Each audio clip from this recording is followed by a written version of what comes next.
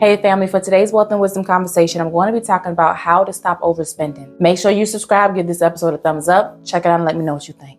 One of the most powerful ways to reset your spending habit is to do a 30-day reset, because some of you have been spending on autopilot. So for the next 30 days, if it's not essential, you don't spend. No buying shoes, no ordering online, no window shopping, no activity that actually costs money. If it's not essential, then you're on a spending freeze. And I always encourage people not to do this alone. Do this with a partner or a best friend or homeboy or a homegirl, even a coworker or someone who actually wants to better themselves financially, so that you can support each other through the 30-day no spend month. And the thing you think you need to spend on, your accountability partner can help you with no spend ideas to supplement what you think you need to buy. Go through your closet, do some cleaning, go through those dresser drawers and see what do you have packed out in there that you actually forgot about, that you normally would go spend money on. It takes 30 days to form a habit, so 30 days it is. Start journaling about yourself. What did you learn about yourself? This isn't just about never being able to do anything. This is about finally seeing how often you spend without even thinking.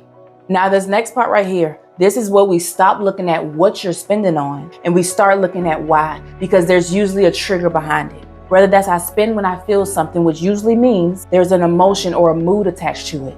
I'm tired, I'm irritated, I'm bored, I'm stressed, I'm lonely, I'm grieving something or I'm grieving someone, or I'm mentally exhausted. I'm feeling mommy guilt, I'm feeling daddy guilt. And I work with my clients on this and I let them know when you are about to spend or after you've already done it and realize it later, I want you to ask yourself, what am I feeling right now? Or what was the feeling that I felt at that moment? And I don't want you to give yourself surface level answers like I was just hungry.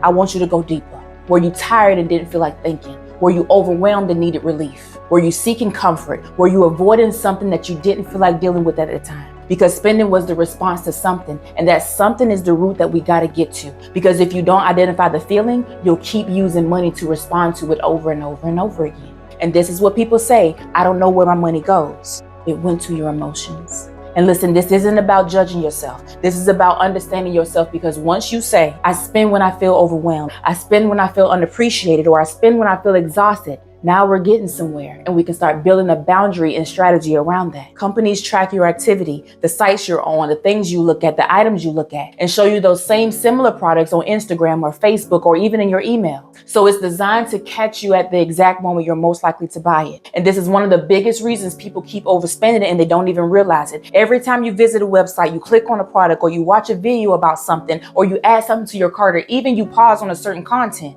that data is being tracked, and that's why it shows up everywhere, because they know if you see it long enough or you see it often enough, you'll buy it. So remember how I always say that your environment matters? Well, your digital environment matters too. So unsubscribe from those marketing emails. Clear your browsing cookies. Stop following pages that trigger you to spend, because if it's constantly in front of you, you're going to eventually justify it. So take a 48-hour Selah. Pause before you buy anything unplanned, because overspending stems from making emotional purchases and emotion actually fades, but the purchase has already been made. Listen, what I want people to know is this. Your connection with money was formed way before you got your first paycheck.